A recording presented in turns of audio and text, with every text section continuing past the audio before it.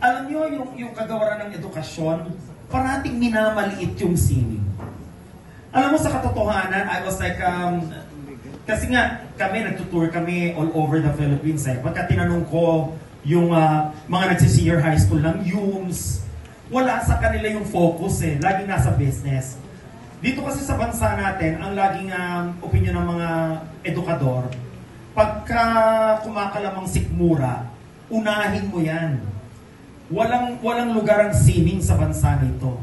Pero ang kinakalimutan natin, ang sining ang pagkain ng ating kaluluwa.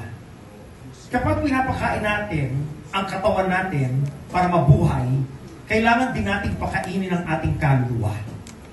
At ang sining ang pagkain ng ating kaluluwa. Hindi naman tayo mga makina Tao tayo. Kailangan natin ng sining at ng kultura para maging well-rounded individuals tayo. Kaya lang, itong bansa natin, laging nagfo-focus doon sa physical na pagkain. Ang sining, ang kultura, kahit mahirap ka, kailangan din yan ng bayan. Thank you, Direk. Okay, susunod naman po magtatanong ay si Romel Placente. Direk, congrats.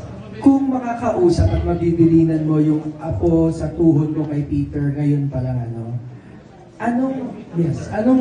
sinong modern day hero ngayon or anong pangyayari sa present times ang gusto mong or ipakiusap sa kanya na gawan mo ng musical sa panahon mo at sa anong perspektibo mo siya ipapagawa kung maaari? Siyempre tayo po ay bukas ngayon ang utak sa mga nangyayari sa ating bayan. At napakahalaga na malaman ninyong lahat ang stand ko dito kung anong nangyayari sa awayan. Kumakain lang po ako ng popcorn ngayon. Kasi pareho po hindi ko yan sinuportahan.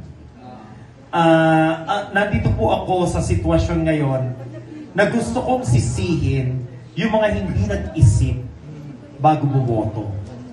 Nagsisisihan sila ngayon, pero wala akong masisi dahil hindi ko yon naisip o hindi ko yon pinili. Siguro kung may bayani na pwede ko sabihin, kasi kanina tinanong nila si Peter Parker kung ano yung objective ni Peter Parker. Sabi niya, I want to be the next owner of Phil Stagers. So natawa kami lahat, natawa rin yung mga press. Siguro kung meron mang bayani na kailangang pahalagahan niya na hindi ko pinapahalagahan, si Senator Lorenzo Tañada, who is a grand old man of Philippine Senate, na pinatunayan niya noon at hanggang ngayon yung kanyang alaala na ang pagiging senador ay isang commitment sa ating bayan. Hindi yung kung ano yung ganansya na para sa'yo, yun lang yung papanigan mo. Nakakalungkot kasi recently parang mayroon ako mga sinuportahan. Tapos biglang nag-iba. Kaya nalungkot ako. Sa katotohanan, dala ko yan. Araw-araw dala. So, Senator Tañada, may musical ka siya. Opo, kung yung anak ko ay magdidirect. At ayoko lang po ngayon kasi self-serving, di ba? Kung ako ang gagawa. Isa pa, yun talagang ipupush ko talaga yung Romel Placente the musical. Ang role niya talaga, Chinese naman niya. Yun talaga. Okay, ng mga artista ng pelikula. Pagdating sa set, ang dala nila, yung page lang nila. Sabi ko, teka lang, binasa mo ba yung buong script? Sabi niya, hindi po, ito lang ito lang script ko. Paano ka makaka-react? Hindi mo naman binasa yung buong istorya. Kasi every story is a journey. Hindi ba?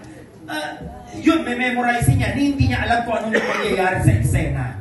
Minemorize lang niya yun. Ang sakit-sakit yun para sa isang manunulat na hindi mo alam ang istorya na ginagampanan mo. Nagme-memorize ka lang ng script.